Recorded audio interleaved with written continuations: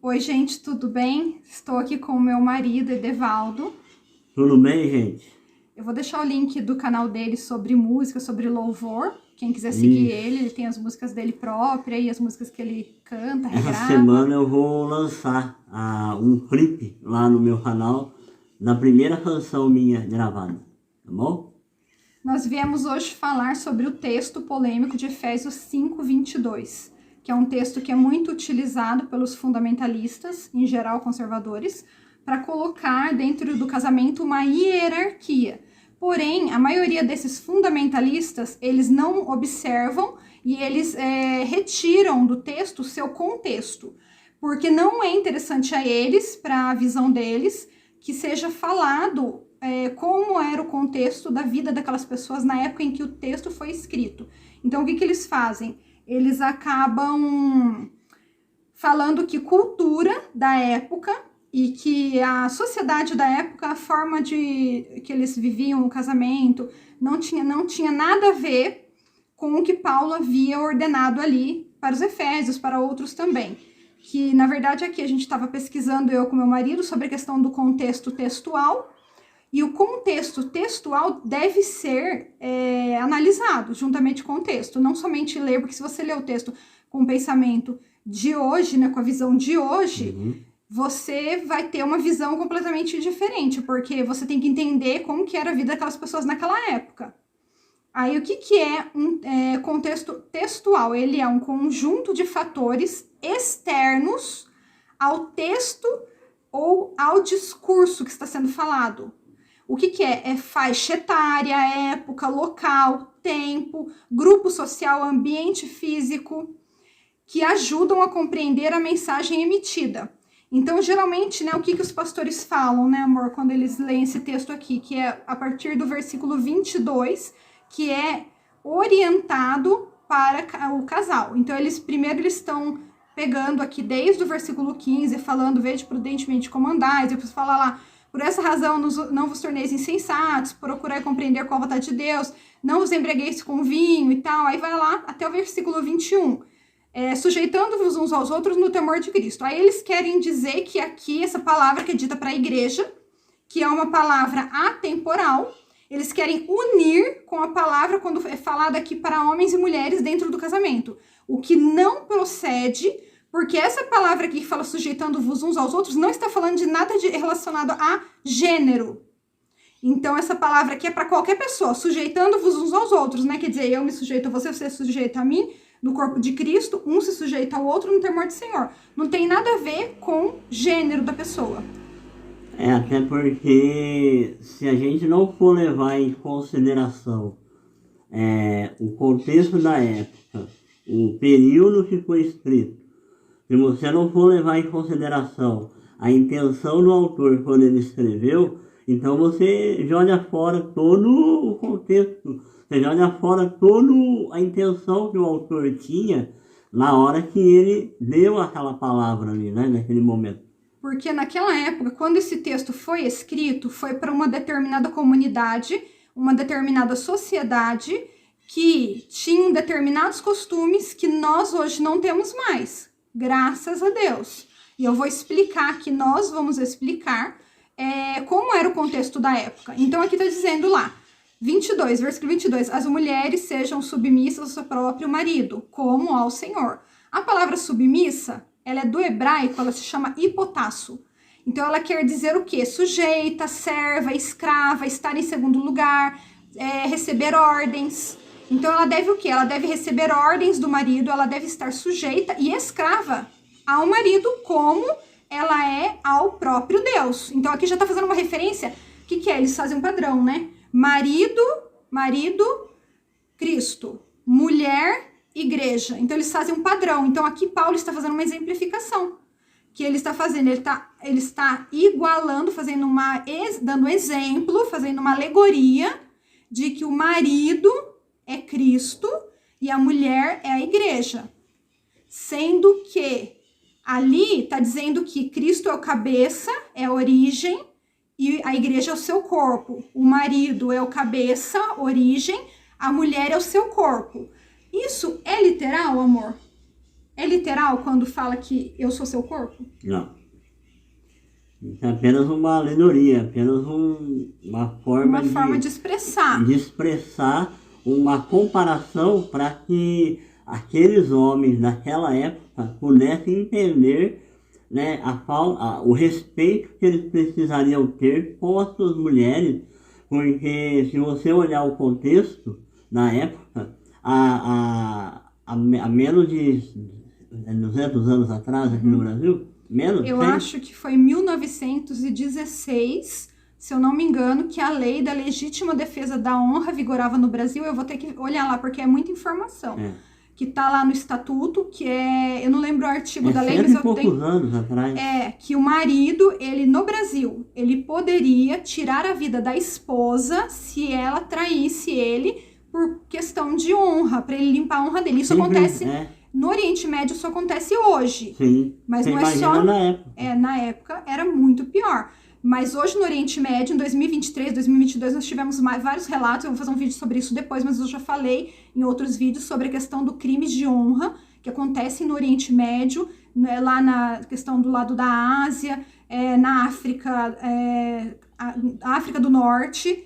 Tá, vários países que acontece o crime de honra, que não é só o marido, é o pai, o irmão, o tio, o avô, qualquer um pode tirar a vida da filha, da esposa ou qualquer mulher da família que não andar na linha das regras que eles impõem. Então eles, né, cortam a cabeça. De fato, eles são donos delas, queimam, eles espancam até a morte. Elas são propriedade, né? Deles. Elas são literalmente propriedade, eles são donos do sangue. Isso está no Oriente Médio. Eles têm a lei Sharia, que o governo e o Estado e a religião são um só. Então, quer dizer, eles são proprietários da mulher. Na questão da época de Paulo, a mulher, ela era tão propriedade, mas tão propriedade, que tinha até o título de posse, entendeu? Que a mulher, que nós temos aqui no Brasil, quando tinha o tempo dos escravos, se você procurar, você encontra no Google os títulos de escravos, você vai encontrar lá, falando que o escravo tinha olhos grandes, que era alto, forte, bem preto, tá escrito no título de posse dos senhores que tinham dos seus escravos. Eles tinham título, isso você encontra, mas o de mulher é muito difícil encontrar. Somente uma pessoa, um arqueólogo, que consiga se adentrar em um museu muito antigo, porque são artefatos muito antigos, do século I. Sim. Mas é possível encontrar, é que a gente não tem muito acesso, mas sobre a questão dos escravos, você já encontra o título de escravo. Mas tinha título a mulher tinha título, então a mulher, ela era como um escravo. Ela era vendida, ela era comprada, quando ela casava era dado um dote, o pai tinha poder de vendê-la, de doá-la, de tirar a vida dela, o marido podia tirar a vida dela, qualquer um deles podia tirar a vida. Engraçado que tem teólogos, que dizem que são teólogos, né, doutores, que dão aula em faculdade, né, que quando vai para um debate, logo eles já vão tirando a parte de contexto histórico, a cultura da época. Por quê? Porque isso aí, se você for em consideração o contexto da época, já destrói todo o argumento dele de que não está falando para a época. Claro que está falando para a época. Como é que o cara não vai falar para a época dele? Como é que ele não vai estar dizendo para aquele povo, naquele local, ele está tratando com aquele povo em Éfeso, aqui no caso é Éfeso. Ele está lidando com aquela cultura, com homens machistas, com homens misóginos, de ódio de mulher. Né? Eles tratavam as mulheres como uma propriedade qualquer, como um camelo, pior até, né? Às vezes até pior. Vendiam as suas filhas, elas eram obrigadas a casar com quem o pai mandasse casar. Né? Elas eram obrigadas a casar. Aqui na Bíblia fala, eu até anotei aqui, que fala aqui em Colossenses 3,19, fala que o pai, não, 3,19, 1 Coríntios 7, aqui, 1 Coríntios capítulo 7, fala aqui o seguinte, ó, versículo 36 a 38, ó. Ó, aqui, ó, no 36, 1 Coríntios capítulo 7, versículo 36, Paulo está dizendo o seguinte: entretanto, se alguém julga que trata sem decoro a sua filha, estando já a passar-lhe flor da idade, e as circunstâncias o exigem, faça o que quiser. Não peca, que se casem. Todavia, o que está firme em seu coração, o que está firme em seu coração é o homem, tá? O pai. O que está firme em seu coração não tem necessidade, mas domínio sobre o seu próprio arbítrio, e isto bem firmado no seu ânimo, para conservar virgem a sua filha, bem fará. E assim, quem casa a sua filha virgem faz bem, quem não a casa faz melhor. A mulher, aí fala aqui, é só isso, é só até aqui que fala sobre essa questão. Então, tá dizendo aqui que o pai, se ele achar por bem, se ele tiver firme na consciência dele, no coração dele, que ele mantenha a filha dele virgem.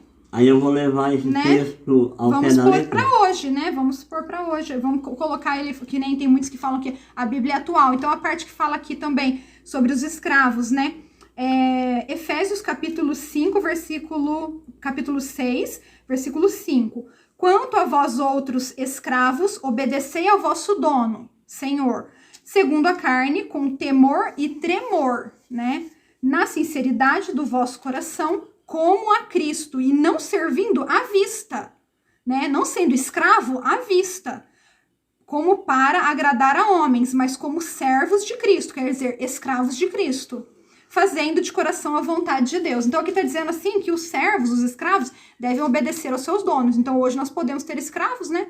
Segundo as pessoas que dizem que pode ser aplicado para hoje. Mas por que será que não tem mais escravos hoje? Então, porque recebeu uma emancipação por meio de Jesus porque Cristo. Entenderam, a sociedade evoluiu também e compreendeu que isso é uma coisa fora. Todos são iguais e são seres humanos dignos de valor. E todos têm o mesmo valor. Exatamente. O que está acontecendo hoje? Eu acredito, eu creio que a grande maioria não é a minoria. A minoria tem as pessoas, teólogos, professores mal intencionados, pastores mal intencionados, que querem destruir, que não querem aceitar a igualdade da mulher.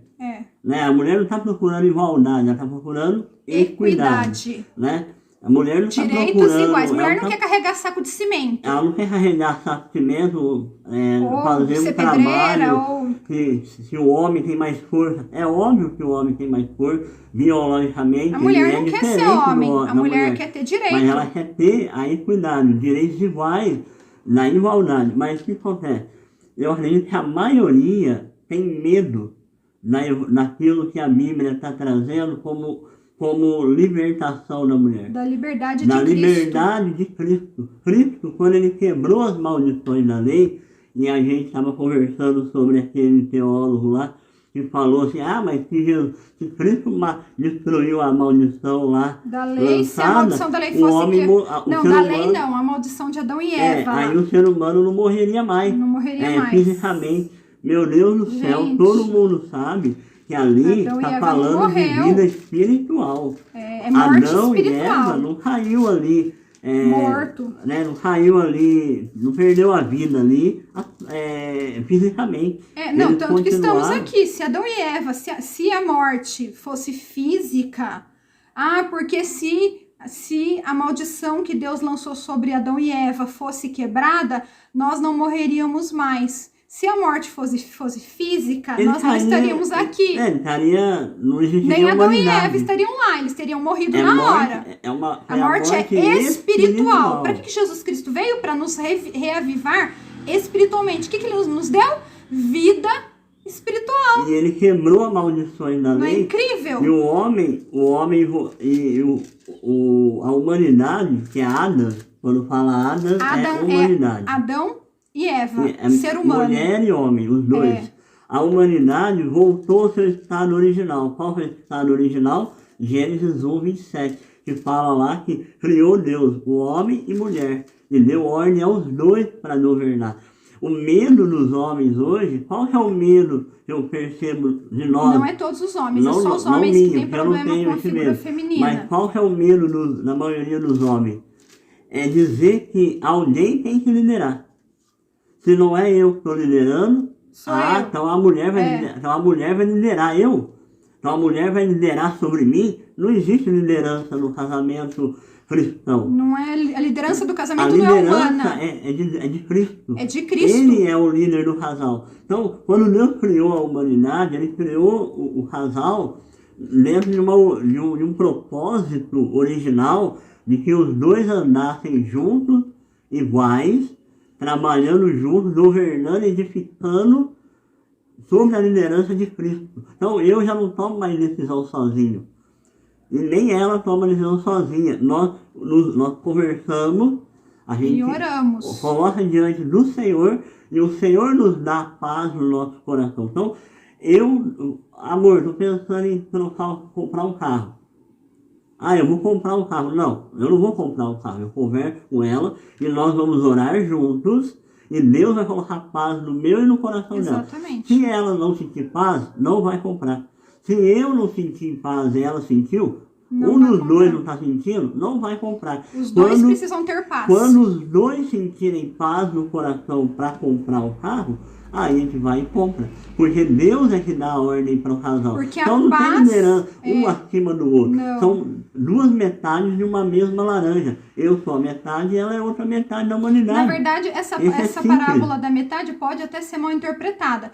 Porque é verdade que a mulher é metade da humanidade e o homem é metade da humanidade. Mas se você for olhar, cada um é individual. Sim. Porque nós somos casados, mas eu sou individual e ele é individual. Sim. Nós dois temos cada um nosso chamado. Então, cada um tem o seu chamado. Nós somos individuais. Sim. Somos unidos, um em Cristo, e somos unidos como casal, porém, temos a nossa individualidade. Eu tenho o chamado, ele tem o chamado dele. Eu tenho a minha missão, ele tem a missão dele. E eu então, ajudo ela na missão dela. Ele me ajuda, eu ajudo ele. Na minha missão. Até isso nos leva a falar, né, sobre o texto de Gênesis, capítulo 1, versículo 16. Peraí, deixa eu abrir aqui. Porque é muito importante citar isso, que é capítulo 2, versículo 18, né? Disse mais o Senhor Deus: não é bom que o homem esteja só. Por quê? Porque não seria nada, seria um ser que vai morrer dali um pouco de tempo e acabou. Não seria humanidade, um homem só. Né? Por isso que não é bom, né? Far-lhe uma auxiliadora que lhe seja idônea. Essa palavra foi traduzida errada, como eu já falei em outro vídeo meu. Quando fala, no hebraico, fala, farei uma ezer kenegdo. Kenegdo é idônea, que é igual à altura, frente a frente, né? Que lhe corresponda. E a palavra ezer, quando Deus fala, eu farei uma ezer, ele vem para fazer uma ajuda. Aí eles traduziram que a mulher veio ajudar, mas não foi a mulher que veio ajudar. A mulher é ajudadora, né? A mulher não é ajudadora, ela não é auxiliadora. Quem veio auxiliar foi Deus. Ele disse, farei ezer. A mulher não veio fazer ezer, até porque a mulher não pode fazer ezer. Sabe por quê? Porque o significado da palavra ezer significa ajuda de alguém sublime, superior e mais capaz. Ajuda de um rei, ajuda de um exército, ajuda de um Deus. Então é ajuda de alguém? De Deus. Ezer é ajuda de Deus. Deus é o próprio Ezer. Eliezer é o nome de Deus. Então, a mulher não veio dar Ezer para o homem. Ela não veio ajudar o homem. Essa tradução está errada. Ela não veio auxiliar, né? Ela não veio auxiliar o homem. Uma empregada, uma subjugada. Auxiliar de pedreiro, né? Uma auxiliar uma assistente de escritório. Ela veio, a mulher, ela veio como ajuda. Ela é a própria ajuda. Então, isso aí foi traduzido errado. A mulher é auxiliadora do homem, ela veio para auxiliar a missão do homem. Mentira! A mulher não veio auxiliar a missão do homem, ela tem a missão dela. São seres individuais. Somos unidos, um em Cristo, um como casal, mas nós somos individuais. Esse negócio de ficar falando que a mulher veio debaixo do homem, a mulher veio para servir o homem, isso daí é uma heresia, uma heresia. A mulher, ela é metade da humanidade. Como que a metade da humanidade é um auxílio? Como se ela sozinha não tivesse uma missão, né? E como se ela fosse solteira, então, por exemplo, ela não pudesse ter missão, porque ela não tem marido. A solteira não tem missão no corpo. Então. Ela é uma inválida. Não serve pra nada, de certo, na mente dessas pessoas. Ela não tem serventia nenhuma no corpo. Porque ela não tem Porque missão. o único objetivo da mulher na mente desses homens fundamentalistas é que a mulher veio para ser mãe, ser esposa, servir o marido e servir a missão do marido. A solteira, então, não tem missão, não tem propósito serve nenhum. Sim, eles põem para ensinar a criança, trocar fralda de criança, fritar pastel e limpar chão. Coisas difíceis assim na igreja, elas fazem. Essas coisas elas fazem porque, né? Mas servem pregar pra o isso. evangelho, ser Inclusive, ministro do evangelho não pode. A palavra de 1 Timóteo, capítulo 2, versículo 11, que fala que a mulher deve ficar em silêncio, os fundamentalistas, eles só aplicam se interessar. Quando você vai na igreja dos fundamentalistas, as mulheres estão cantando, orando, ensinando na escola dominical, ensinando na célula, ensinando no acampamento.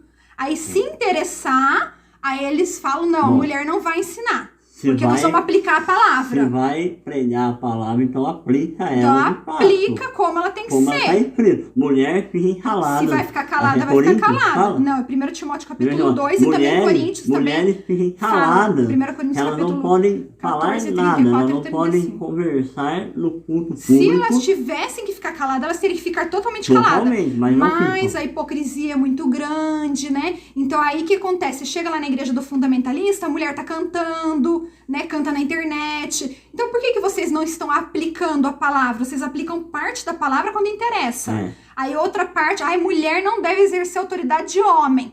Mas aquele texto lá, se você for aplicar, a mulher tem que ficar calada na igreja, a mulher só serve para ter filhos, somente a mulher pecou. Ela será preservada somente para ter filhos, só para ter filhos. Se ela não for, estéril, ela não pode ser advogada. Não, se for estéril, daí pode eliminar, né? Não serve na mente deles. Não serve pra nada. Uma mulher que não serve praticamente para nada. Ela não tem mistério. Na visão deles, claro, não na nossa. Claro. Porque na nossa todo ser humano é importante e tem valor de forma igual. Nós estamos sendo irônicos nesse momento. Claro, espero que as pessoas entendam, né? Que tem gente que acaba misturando as coisas. Vamos continuar a leitura no versículo 23. Porque o marido é o cabeça da mulher, como também Cristo é o cabeça da igreja, sendo este mesmo salvador do corpo. O que significa isso aqui? O marido, ele é a origem da mulher, de onde que a mulher veio. De onde que a igreja veio? De Cristo. Cristo é o cabeça da igreja. A igreja veio de Cristo. A mulher veio do marido, entendeu? Origem. Aí o que tá falando aqui embaixo? Versículo 24. Como, porém, a igreja está sujeita é a mesma coisa de submissa, tá? A mesma palavra. A Cristo, assim também as mulheres sejam em tudo submissas ao seu marido. O que significa? Que não existe um meio termo, não existe uma brecha. Não tem como a mulher falar, se você for aplicar essa palavra, que fala que a mulher ela é serva, ela é escrava, ela está em segundo lugar, ela está debaixo de ordens, em tudo. Como que a mulher está debaixo de ordens, Priscila, em Efésios 5, 22? Em tudo. Se o marido espancar a mulher, daí ela pode não se submeter. Não, segundo aqui, não. Aqui ele pode espancar, ele pode tentar tirar a vida dela até tirar. Ela tem que continuar se submetendo até o último minuto ali da vida dela, até ela expirar desse mundo, ela tem que continuar submissa. Esse texto, ele diz isso.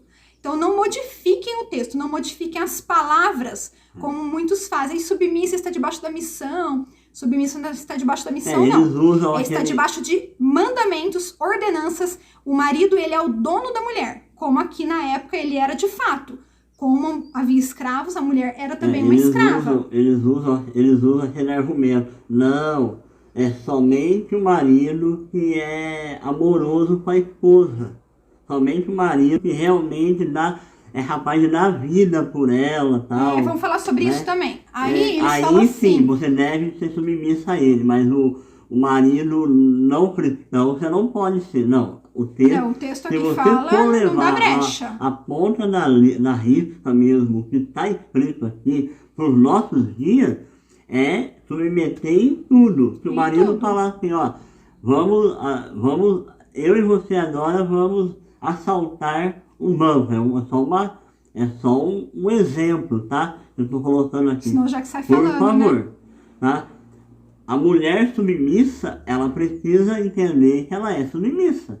Não, qualquer coisa que o homem mandasse a mulher fazer... fazendo um exemplo louco aqui, mas... Qualquer coisa que o homem mandasse a mulher fazer, a vida e a morte da mulher estavam nas mãos do homem. Do homem. Ele poderia abandoná-la na rua, ele poderia devolvê-la para o pai, ele poderia afastar ela dos filhos, ele poderia dar ela como uma garota de programa, ele poderia tirar a vida dela, manter a vida dela, deixá-la sem comer, prender, acorrentar, deixar no cativeiro, fazer o que quiser com ela. Mantenha o pensamento no contexto da época. Fora os abusos, não esqueça os disso. abusos, as violações. Nós estamos lidando com o texto dentro do contexto da época. O que os homens faziam com as mulheres na época. Entendeu? Isso acontece hoje no Oriente Médio acontece muita coisa de abuso contra mulheres.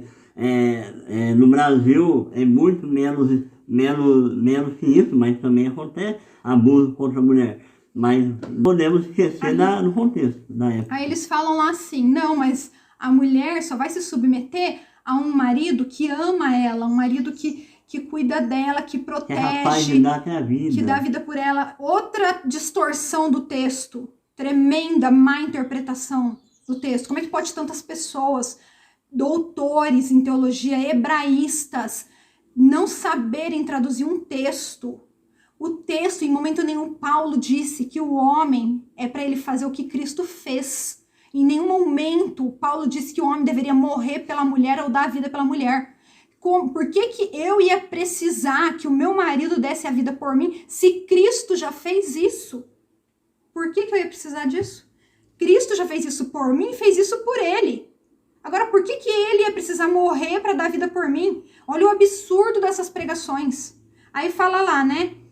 Que a mulher deve obedecer em tudo, é uma escrava, né? Que essa palavra não pode ser aplicada porque é uma escrava, né? Tanto que você vê o caso aí da pastora Sara, que não se separou porque é aquela dificuldade, né? Dentro da igreja, não pode separar e tem que submeter ao marido, e o marido é o líder, toda essa falácia, né? Toda essa mentira sendo pregada abuso, anos a fio. E aí acabou lá como ela tá agora, né? Com o Senhor. E ainda disseram que ela tava com casos de traições e tal, sendo que o marido traía ela há anos a fio. E quem ajudou a estar tirando a vida dela foram homens, inclusive apóstolos, pessoas da igreja lá. E porque eles já têm essa visão. Que são, né? Tem essa visão de que a mulher não tem o direito de trair, para só o fazer homem. Isso não tem nada de Deus, né? Não tem, mas assim, que nem, vamos supor, nós não sabemos se é verdade que ela realmente tinha casos. Porém, o que falaram, eles né? têm um ódio tão grande da mulher que, por exemplo, trai o marido, porque a mulher, ela é, na visão desses homens, ela é uma propriedade. Então, uma propriedade que é tua, ela não pode ir na mão de outra pessoa. Então, porque quando você trata, quando você vai...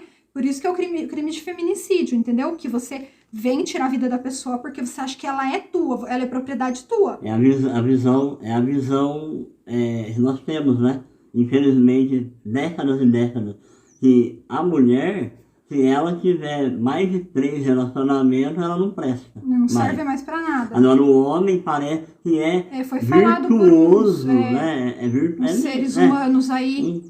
Seres aí, que parece que o homem tem mais de um monte de relacionamento, ele é o cara, né? Então já demonstra ali um machismo ali, onde a mulher ela é desvalorizada e o homem não. Não que a gente seja a favor de nenhum tipo de prostituição, porque, né, nós somos casados há quase 20 anos e nós somos a favor, sim, da pessoa seguir na palavra. Nós somos evangélicos, somos cristãos. Sim. Mas não pode se fazer questão de dar um valor para um e tirar o valor de outro pela mesma ação, Exatamente. né? Só que esse homem aí que faz isso não vai achar ninguém para casar logo, vai ficar sozinho, porque ninguém vai querer.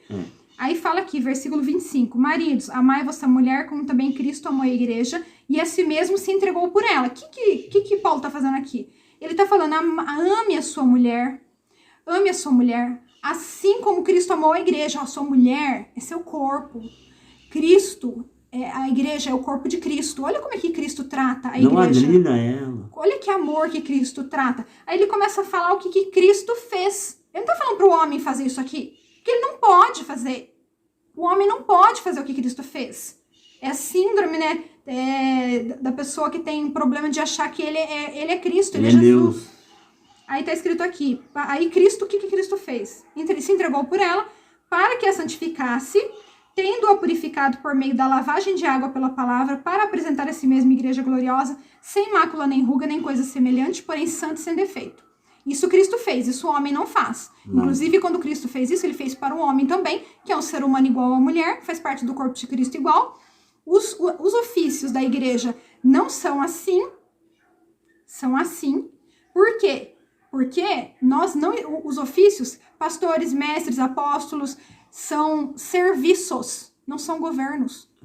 É muito engano, é muito engano. Quando você é um pastor, você não está ali para ser um governador, você está ali para servir. Quando você é um apóstolo, você não está ali para governar, você está ali para servir. Seja o que mais serve. São serviços, não são governos.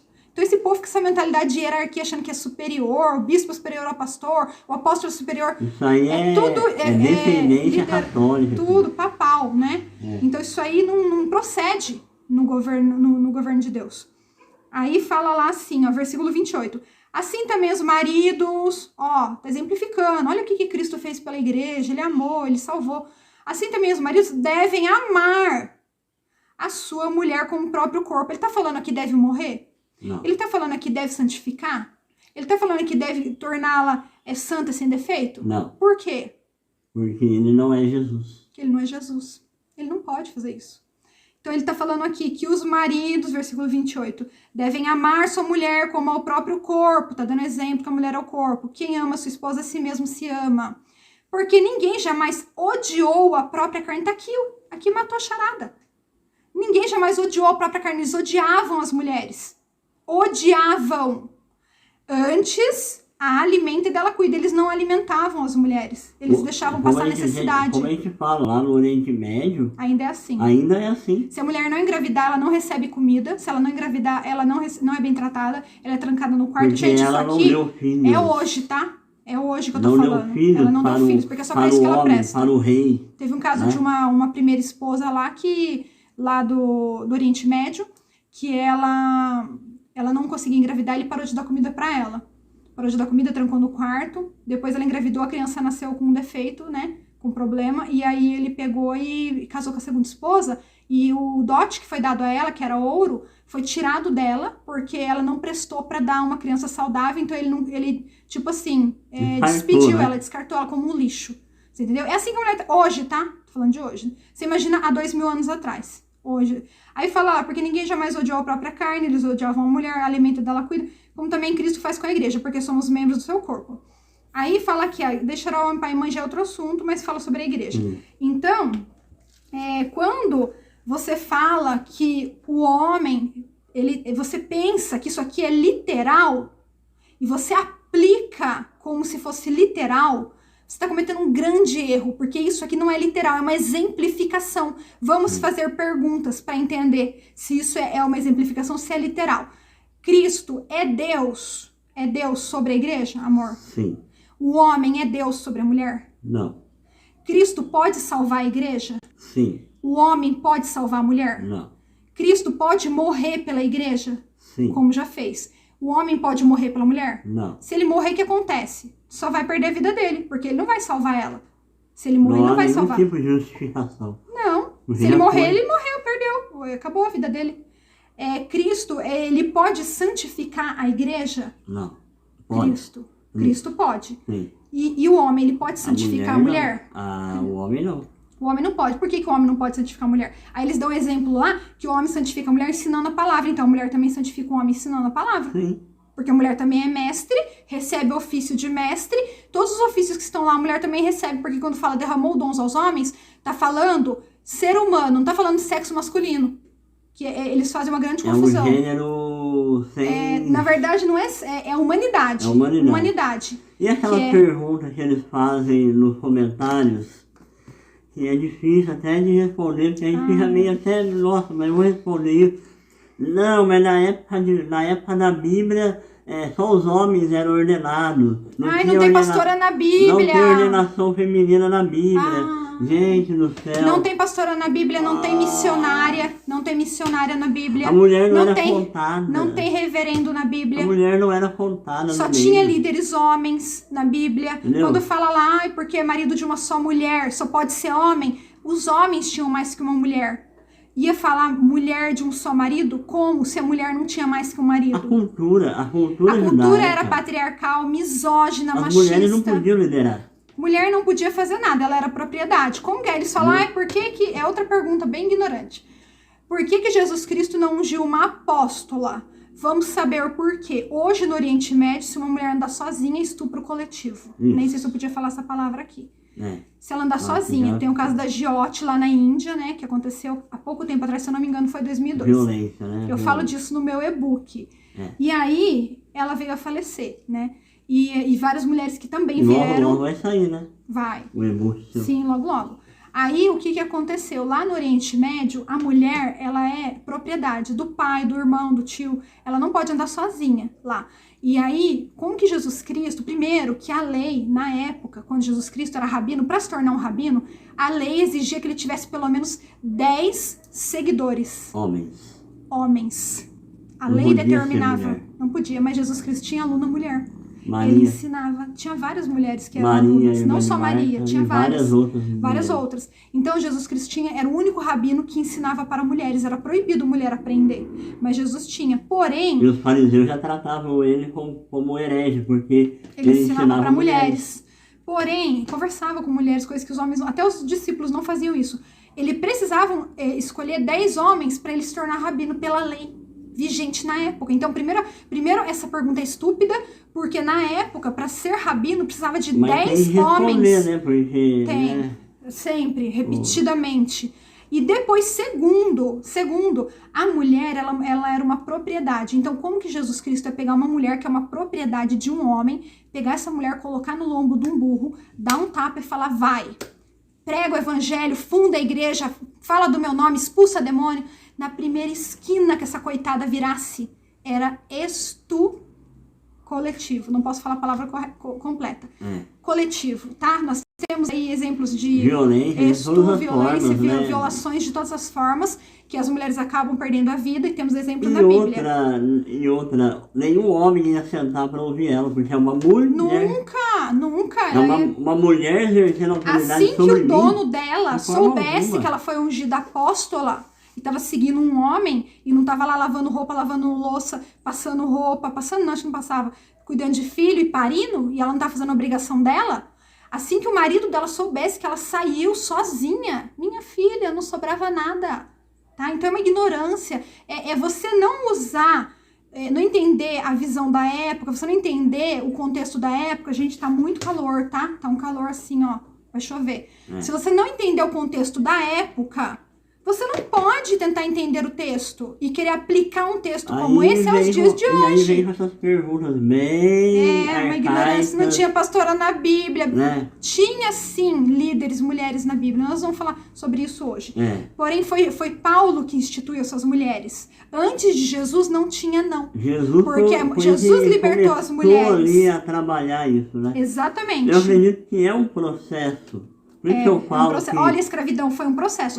Até conseguir libertar os escravos, mesmo libertando, muita gente ainda tinha escravo escondido. Demorou para os escravos serem valorizados como seres humanos, demorou se levantarem, conseguirem lugares de universidades, de valor, de crescimento, de dinheiro, de posses. Por quê? Demorou muito para eles conseguirem ter um lugar. Agora, a mulher, mesma coisa. Demorou muito. A mulher ainda está lutando para ter os seus direitos, porque dentro da igreja a mulher ela ainda é escravizada com essa visão. Eu sempre falo com a Priscila sobre isso.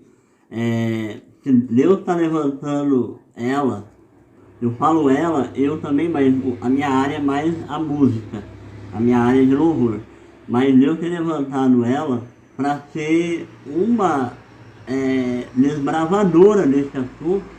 Não só ela, mas tem outras pessoas que Deus está levantando, e até outros que já vêm falando disso antes, que a gente conheceu a questão do igualitarismo através desses irmãos, o Marcos Botelho, né? O pastor Marcos Botelho e várias outras pessoas, porque mas é um trabalho difícil às vezes, porque todo um sistema contra. Porque foi criado décadas e décadas de escravidão da mulher. Mas como aconteceu com a escravatura, né, dos nossos irmãos, até quero ler aqui sobre o nossos irmãos negros, e eles foram libertos. Sim, demorou, né, para eles conquistarem seus espaços. Eu creio que Deus está libertando a mulher também, para ela assumir o lugar dela em Cristo. O verdadeiro lugar dela de valor, que é ao lado, no mesmo valor do que o homem. Porque o homem e a mulher são iguais. Não tem essa de um querer mandar no outro. Não é essa, não tem última palavra humana. Não tem última palavra humana. Eu fiquei espantado de ver o cara que é pastor, líder de uma igreja grande aí, eu não vou falar o nome para não dar palco para ele, é óbvio, né? Não palco, mas assim, para não questão de ética, não ofender, né? Para não ofender também. Aí ele dizia assim, que a mulher, como é que mesmo ele falou? Qual que deles, dos milhares? O cara, a mulher deu uma direção pro marido. Aí vai Não, querer a mulher- liderar sobre mim agora? Porque ele pediu desculpa por ele Uma ofensa ofendeu a dele mulher pra ela. falou, você foi machista, né? Aí ele falou, me desculpa, querida. Pronto, agora ele achou Agora, que a mulher estava liderando já sobre vai ele. liderar sobre mim? Porque eles têm Tipo um assim, medo a muito mulher não grande. pode falar nada, a mulher não pode dar uma opinião que ela quer ser líder sobre ele. Há um problema com esses homens. Mas isso aí é um Já medo que eles têm. Complexo de Édipo. Tem várias vertentes. Na verdade, assim, nesse momento é muito complexo isso aí pra falar, mas resumindo, eles têm um medo da autoridade feminina, eles têm um medo da figura feminina nele, e medo da mulher mandar nele, da mulher dar ordens pra ele. Eles têm um medo assim injustificável. Eu fico assim pensando, nesses 20 anos de casamento nosso, sei lá, se você for analisar, aí eu faço a minha parte aqui em casa, porque o homem não ajuda a mulher, é outro erro que eles usam também. Como se a obrigação fosse da mulher. É outro equívoco, tá? Já ouvi homens falando isso. Não, deveria o homem ajudar a esposa em casa, lavar uma louça, limpar o chão. Não é ajuda, porque não é obrigação dela fazer isso. Não é obrigação dela. Eu não moro sozinha, eu né? trabalho fora, a esposa fica em casa. Olha, se ela não pode, se eu consigo manter a casa sozinho e ela fica em casa o dia todo e ela pode fazer o trabalho, ela vai fazer normalmente. Ela não vai achar ruim de fazer. Entendeu? Só que se tiver filhos também, já começa a complicar a situação. Aí não é eu ajudar ela, eu vou fazer a minha parte. Sim. Porque ela não lava a roupa sozinha, ela não suja prato sozinha, ela não faz comida pra ela só, entendeu? Então, tipo assim, nesses 20 anos que eu tenho estado mais trabalhando mais à frente também aqui em casa, eu faço toda a coisa aqui em casa também, e a minha esposa ela trabalha fora como eu, mas ela trabalha mais até do que eu, ela vai atender o horário é maior, né? O horário ela vai até a noite, né? Desde cedo até de noite, entendeu? Eu não estou fazendo uma ajuda, eu estou fazendo a minha parte, porque eu também moro aqui, eu também tenho compromissos aqui dentro, eu também sujo prato, também sujo roupa. Então não é ajudar a mulher, isso é um outro erro também. Pode porque aí eles usam a palavra da auxiliadora, dia, né? que a mulher veio para auxiliar. Esse daí seria um outro assunto, porque os assuntos são muitos, né? No caso, o John Piper falou ontem naquela live que o complementarismo ele ajuda a pregação do evangelho. É mentira, tá? O complementarismo ele atrapalha a pregação do evangelho. Quando você vai numa mulher ou num homem lá fora no mundo e você vai pregar o evangelho e você ensinar para aquela mulher que ela vai ser serva do marido, que a última palavra é do marido, e ela não terá mais vida, e ela não terá mais liberdade, porque se a minha vida depende da palavra de um homem, se tudo que eu vou fazer na minha vida, a última palavra é de um homem, eu não tenho mais liberdade. Eu não faço mais nada, porque eu não tenho mais liberdade. Cadê minha liberdade em Cristo? Né? Que Paulo falou para nós permanecermos livres, não nos colocarmos debaixo de jugo de escravidão. Então, porque, na verdade, o igualitarismo, ele liberta. Porque ele fala, são todos iguais. Em 1 Pedro fala, até estava abrindo aqui, mas eu não vou ler tudo porque é muita coisa. Que nós, 1 Pedro 2,9, que nós somos sacerdócio real, povo de propriedade exclusiva de Deus. O que significa isso? Que nós todos somos iguais. Somos todos iguais. Então, eu vou ler aqui em Gálatas capítulo 3, versículo 28. Na verdade, está falando sobre a tutela da lei. Eu não vou ler tudo, porque o vídeo já está muito longo. Está muito calor também. Aqui fala, dessarte, ou no entanto, essa palavra, não pode haver judeu, nem grego, nem escravo, nem liberto. Nem homem, nem mulher. Porque todos vós sois um em Cristo Jesus. O que está dizendo aqui? Falando sobre questão de hierarquia. Não vai existir judeu que se acha melhor. E o grego era chamado de cão. Né? Não vai existir judeu ou grego, não vai existir homem ou mulher, homem superior, mulher inferior, escravo e dono de escravo, escravo, não vai mais existir, porque aqui tá falando que depois que os Gálatas já receberam, foram revestidos de Jesus Cristo, não existe mais diferença. Aí os fundamentalistas que gostam de distorcer, eles dizem, não há diferença para a salvação, não é isso que está escrito aqui no texto. Aqui no texto está dizendo que após você receber a Cristo, não há mais diferença. Em 1 Pedro 2,9 fala que nós somos um povo de propriedade exclusiva de Deus, somos todos sacerdotes e prestamos sacrifícios de louvor a Deus, que Romanos fala sobre os sacrifícios de louvor. Então nós todos somos sacerdotes, e o único sacerdote sobre nós é Jesus Cristo, não é o marido. E o homem não é líder sobre a mulher, nem a mulher é líder sobre o homem, porque nós não vivemos debaixo de liderança humana, somos todos iguais. Nós não temos um superior ao outro. Os ofícios da igreja não são assim, são assim. É serviço, não é hierarquia. Então, no igualitarismo não existe hierarquia. Deus, Cristo, é o nosso líder, nosso único líder que nos dá a direção. Né? Vamos finalizar, né, amor? O que você acha? Que já tá... São muitos assuntos. Os temas são muitos, é muita coisa, gente. É muita coisa para falar. A gente não quer que vídeo. fique cansativo, mas já ficou. Mas assim, uma coisa que eu queria deixar aqui no vídeo. Deixe suas considerações finais. Queria agradecer a minha esposa pelo convite. Imagina, amor. Você obrigado, é muito bem-vindo. Obrigado pelo convite aqui. E deixar duas coisas. Eu vivo há 20 anos. Eu convivo com essa pessoa maravilhosa. Mas, aqui. Amor, tem um tempo de amizade que nós tivemos. Eu convivo com ela há mais de 20 anos. E isso eu testifico no ministério dela.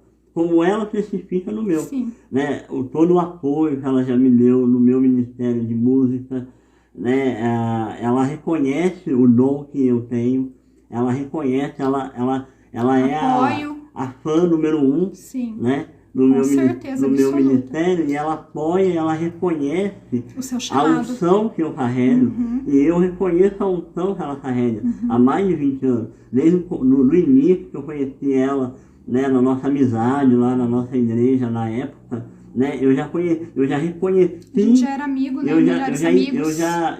Eu tive a percepção espiritual na unção de mestre que ela carrega. Então, ela tem uma unção de mestre. Que foi o Espírito Santo que e deu. Não adianta tentarem apalhar isso nas mulheres que recebem. O Espírito Santo fica com o nosso espírito. Sim. Quando alguém tem uma unção, ela carrega uma unção. E ela carrega essa unção de mestre, de ensino da palavra. Eu mesmo aprendi muito, mas aprendi demais já com o ensinamento que ela me passou. Como eu passei para ela também.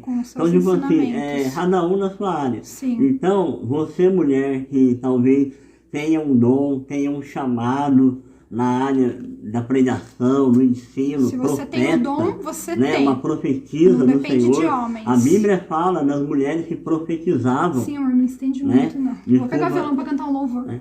Louvor? Aquele um de Jesus lá. Nome mais mas nem sei se está muito afinado. Será? Só um pedacinho. Será que está afinado? Mas finaliza com um louvor. Qual é a música? Aquele um que fala assim. Deixa eu ver qual que é o tom. Em teu nome nos reunimos aqui, vem reinar sobre nós.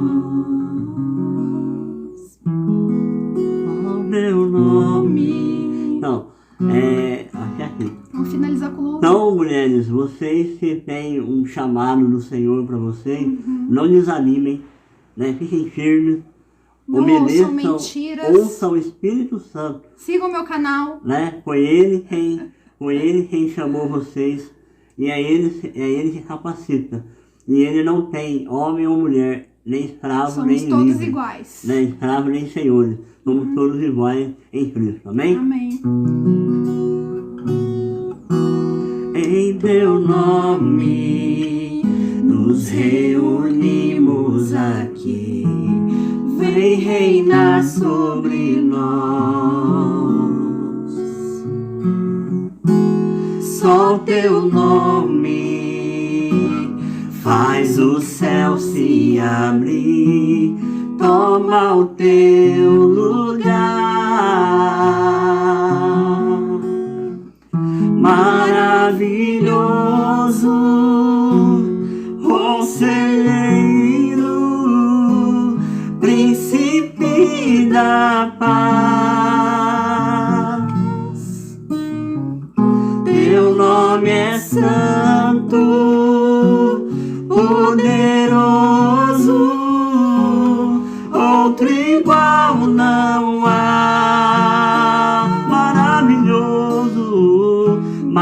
maravilhoso, conselheiro, príncipe da paz. Teu nome é santo, poderoso, outro igual não há. Diga o nome dele, Jesus, Jesus, nome mais doce não há, não há. Jesus, Jesus, nome mais doce não há.